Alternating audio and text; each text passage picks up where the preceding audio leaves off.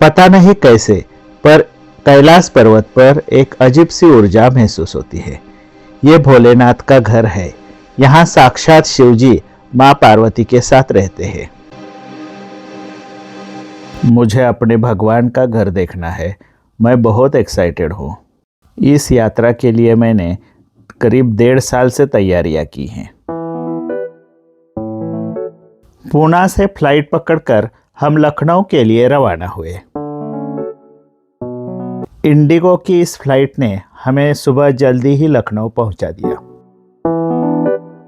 हमारी यात्रा की शुरुआत यहां से होने वाली है। बहुत ही बढ़िया इंतजाम किया है ट्रिप टू टेम्पल वालों ने। मैं अपने बैच का पहला यात्री हूं जो होटल पर पहुंचा हूं। वाह, ये देखो क्या सुंदर इंटीरियर है मेरे कमरे का।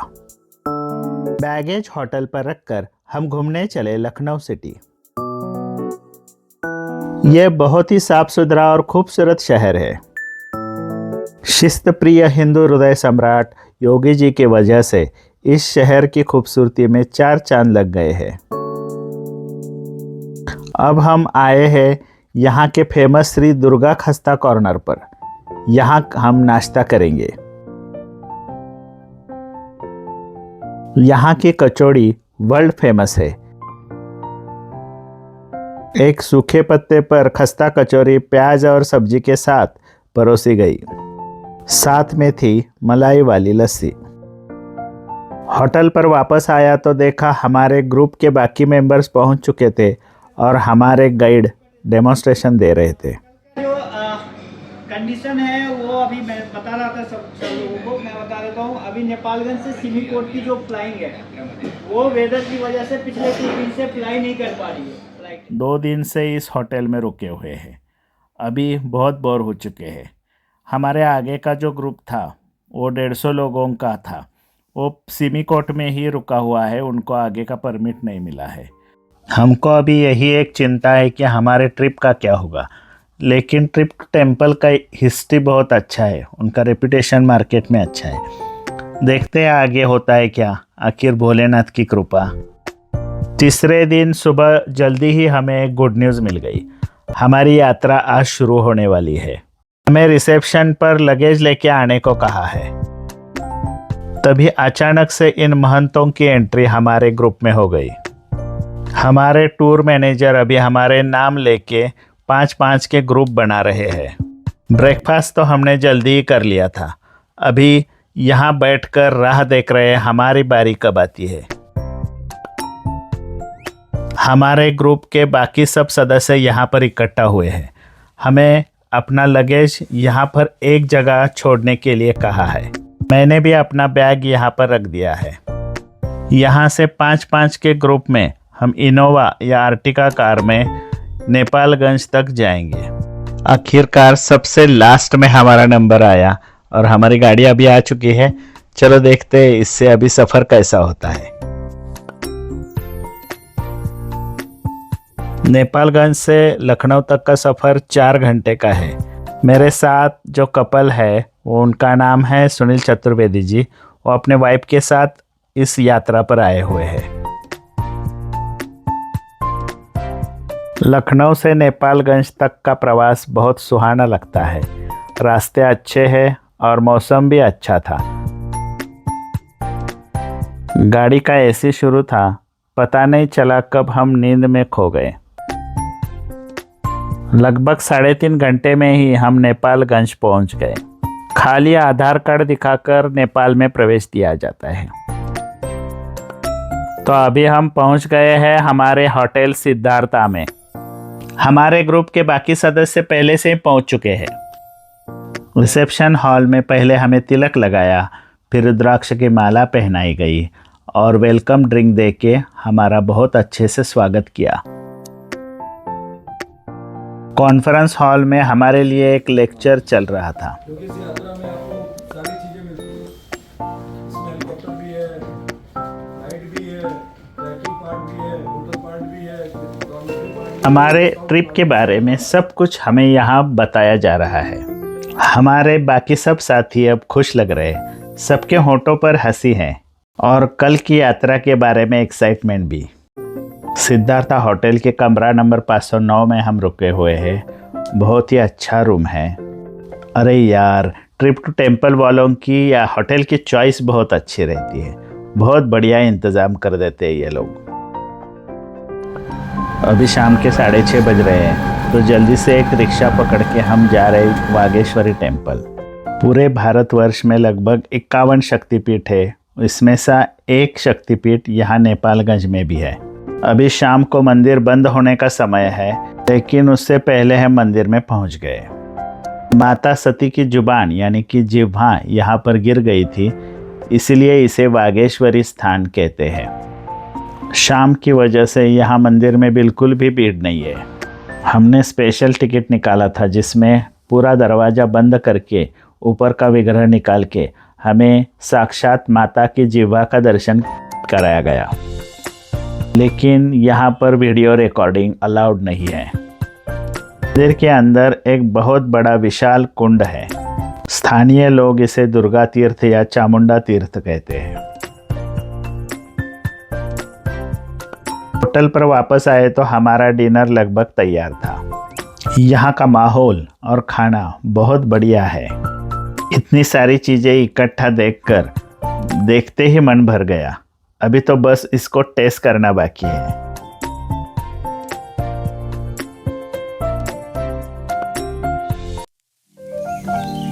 सुबह जल्दी उठकर हम तैयार हो गए, क्योंकि आज हमें जाना है नेपालगंज से सिमिकोट बाय प्लेन। लेकिन इससे पहले हमें दिए गए बैग में हमारा सामान हमने शिफ्ट कर दिया। हमने घर से लाया हुआ सामान जैसे कि बड़ा बैग, सूटकेस, सब कुछ यहाँ छोड़कर आगे जाना है। 20 सीटर छोटी छोटी बस में अब हम ट्रैवल करने वाले हैं। इस बस से हम एयरपोर्ट तक ही जाएंगे, जो लगभग हमारे पास में ही है। सिर्फ 5 मिनट का रास्ता है, लेकिन उससे पहले हमने ये ब्रेकफास्ट कर लिया। इस छोटी सी बस में बहुत सारी उम्मीदें मन में लेकर हम यात्रा के लिए रवाना हुए।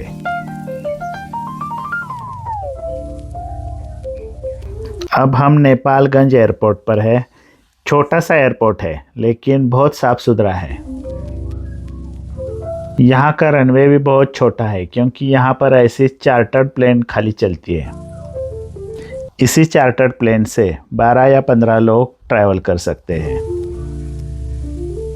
हम इस सुमित एयरलाइंस से ट्रैवल करने वाले हैं। अब हम इस छोटे से प्लेन में बैठ गए हैं। यहाँ के एल्टीट्यूड है 150 मीटर। यहाँ से फ्लाई करके हम हायर एल्टीट्यूड पे जाएंगे, सिमिकोट, जो है लगभग 3000 मीटर हाइट पर। ये देखो भाई, हमने टेक ऑफ कर लिया है। बहुत ही प्यारा दिख रहा है सब कुछ। ये नीचे जो सिटी दिख रहा है वो नेपालगंज है। मेरी आंखें तो अभी ढूंढ रही है उस होटल को जहाँ से हम आए हैं। हमारा होटल सिद्धार्था कहाँ दिख रहा है। बड़े बड़े प्लेन से बहुत बार ट्रैवल कर चुका हूँ, लेकिन इस छोटे से प्लेन से ट्रैवल करने का मेरा पहली बार का एक्सपीरियंस है। अभी हमारा प्लेन और ऊपर जा रहा है। धीरे धीरे वो पहाड़ों के ऊपर से भी चला जाएगा। ये देखो, बाहर के पहाड़ कितने हरे भरे और सुंदर दिख रहे हैं। धीरे धीरे हमारा प्लेन ब्यूटीफुल हिमालय रेंजेस के ऊपर जा रहा है। ऐसे सफ़ेद सफ़ेद बादलों के बीच से गुजरना बहुत अच्छा लगता है। बाहर का नज़ारा तो बहुत एक्साइटिंग है। कैमरा में इतना अच्छा ठीक से नहीं आता, लेकिन असल में देखने के लिए बहुत अच्छा है। ऐसे 10-12 बड़े बड़े पहाड़ चढ़कर हम अब ऊपर आ गए हैं। आज से हमारा बॉडी का हाई एल्टीट्यूड वाला टेस्ट शुरू हो जाएगा। देखो यार, बाहर के नज़ारे कितने खूबसूरत हैं। अब ये बाहर दिख रहा है, ये माउंटेन टॉप पर बसा हुआ छोटा सा गांव सिमिकोट है। दुनिया का सबसे छोटा रनवे यहाँ पर है। यहाँ पर प्लेन को लैंड करना पायलट के लिए बहुत ही मुश्किल बात है, लेकिन सारी मुश्किलें पार करके अब हम पहुँच चुके हैं हमारे डेस्टिनेशन सिमिकोट में। Welcome to Simikot. यार, पर बाहर बहुत ठंड है, बहुत ठंड लग रहा है। अभी लेयर चढ़ाने पड़ेंगे, लेकिन ये जगह मेरे को बहुत खूबसूरत लग रही है। और special thanks to pilot for safe landing. हमारे नेपाली गाइड ने हमारा विशेष रूप से स्वागत किया। रूम पर पहुंचते ही मिल गई गर्मा गर्म कॉफ़ी। बाहर इतनी ठंड है, इस गर्मा गर्म कॉफ़ी से अब मज़ा आएगा यार। ये है हमारे दोस्त सत्या बाबू जो ऑस्ट्रेलिया से आए हैं। कॉफ़ी पीकर फ्रेश होकर अब हम चले हैं सिमिकोट गांव देखने। काफ़ी छोटा सा गांव है, लेकिन यहाँ का बाजार लाइन बहुत बढ़िया है। ये पहाड़ों के भोले भाले लोग हैं। इनका रहन सहन कुछ खास नहीं, लेकिन बहुत मीठा लगता है। 40 साल पहले हमारे यहाँ पर भी ऐसे सीधे साधे मकान हुआ करते थे। अरे यार, ये क्या लगा कर रखा है इधर।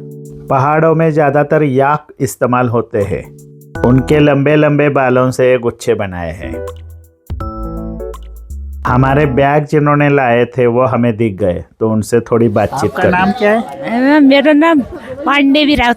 हाँ? पांडे विराट। कैसा लगता पैसा है? दिया। हाँ? आप क्या करते हैं काम? इस तो बारी हाँ? बारी वो बाड़ी उठा के लेके जाते हैं पहाड़ में। वो बहुत बड़ा लेके जाते हैं।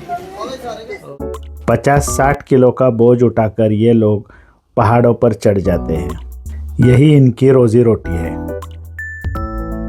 हम सब का ये गांव घूमने का मन कर रहा है, तो ऐसे ही हम पांचों रैंडमली चल रहे हैं। बहुत ठंडी ठंडी हवा चल रही है, इसलिए हमने 2-2 जैकेट पहन के रखे हैं। ये देखो यार, सामने का घर कितना खूबसूरत लग रहा है। पुराने ज़माने में हमारे यहाँ पर भी ऐसे घर हुआ करते थे।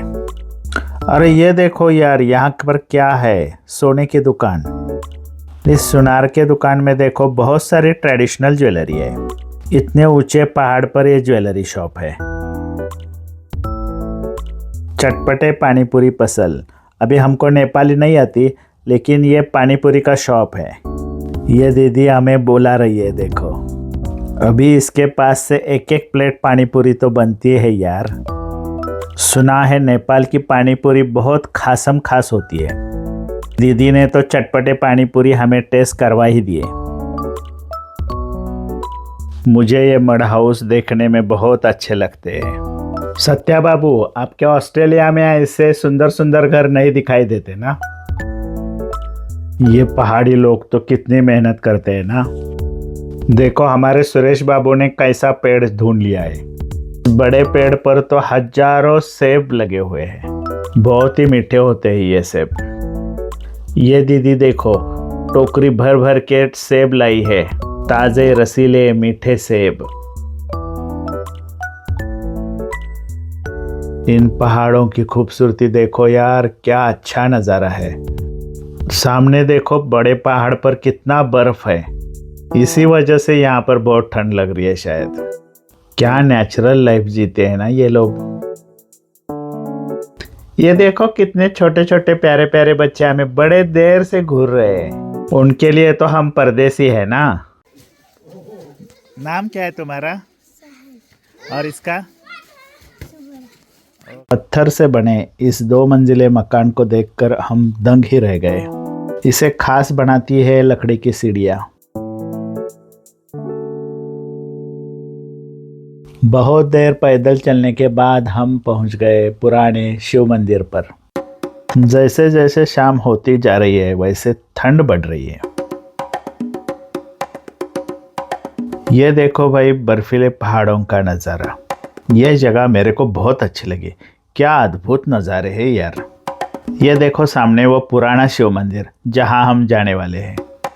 वो सामने बड़ा सा दिख रहा है ना, वो रुद्राक्ष का पेड़ है। ये पुरातन शिव मंदिर है। इसे यहाँ के स्थानिक लोग बहुत मानते हैं। मंदिर के चारों तरफ बर्फीले पहाड़ है और ठीक सामने जो खाई है वहाँ पर कर्नाली रिवर है। यहाँ का लोकेशन अमेजिंग है, नेचर अमेजिंग है और क्लाइमेट भी अमेजिंग है। सब कुछ अमेजिंग है।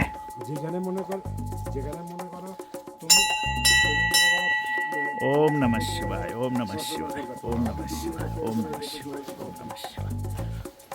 अंधेरा होने से पहले हमें इस मंदिर में पहुंचना था, सो हम पहुंच गए। यह अद्भुत पेड़ रुद्राक्ष का है। यहाँ देखो छोटे छोटे रुद्राक्ष लगे हुए हैं। सामने है साक्षात नंदी महाराज और मंदिर के अंदर में एक प्यारा सा शिवलिंग है। यहाँ पर भोलेनाथ देखो कैसे खड़े हैं। ऐसा लगता है मानो वो सच में हमको दर्शन दे रहे हैं। के सामने है बर्फीले पहाड़ और करनाली रिवर और ये सब नज़ारे देखकर वो दंग ही रह गए। हमारे होटल पर हमें बहुत ही गर्मा गर्म खाना परोसा गया। ये पीली कलर की चटनी और ये पहाड़ी सब्जी, ये यहाँ की लोकल खासियत है। हम तो पेट भर के खा के भी उंगलियां चाटते रह गए।